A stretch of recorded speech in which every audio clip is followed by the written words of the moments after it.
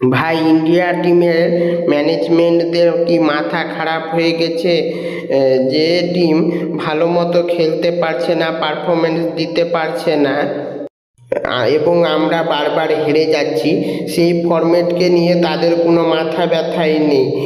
আর যেই ফরম্যাটে আমরা ঠিকঠাক আছি, মানে ওডিআই ফরম্যাটে, সেই ফরম্যাট নিয়েই তাদের মাথা ব্যথা।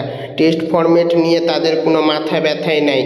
যে টেস্ট ফরম্যাটে যে আমরা হেরে যাচ্ছি বারবার, তা নিয়ে কোনো মাথা ব্যথাই নেই। আর যেই ফরম্যাটে ঠিকঠাক আছে, যে ওডিআই ফরম্যাটে রোহিত শর্মা এবং বিরাট কোহলিকে সরানোর জন্য তারা মনে হচ্ছে হাত ধুয়ে পড়ে আছে এদের পিছনে।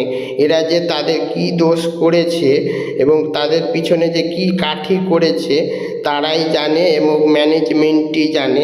এদেরকে সরানোর জন্য সবাই একবারে হাত ধুয়ে পড়ে আছে।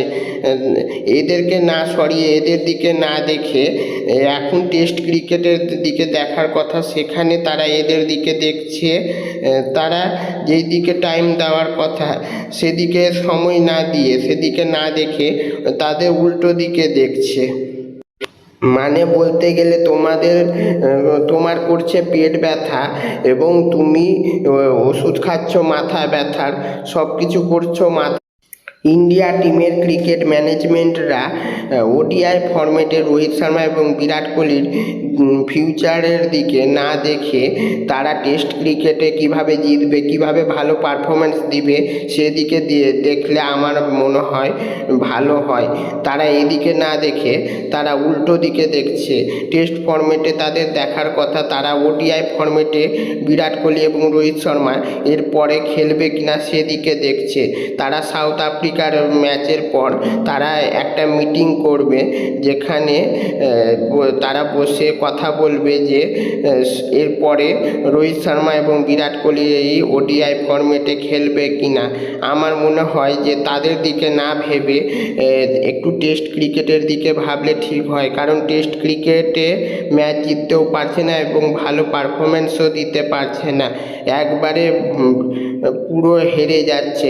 সেদিকে দেখা উচিত। আর যেদিকে এখন বিরাট কোহলি রোহিত শর্মা দুজনেই ভালো খেলছে, সেদিকে না দেখে তাদের টেস্ট ক্রিকেটের দিকে দেখা উচিত। আমার এইটুকুই মনে হয়।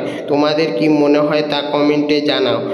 আর টেস্ট ক্রিকেটের দিকে তাদের খুব ভালো করে দেখা উচিত যে কি করা উচিত। আর ওডিআই ফরম্যাটে বিরাট কোহলি এবং রোহিত শর্মার দিকে এখন চোখ বন্ধ করে যাওয়া উচিত। তারা এখন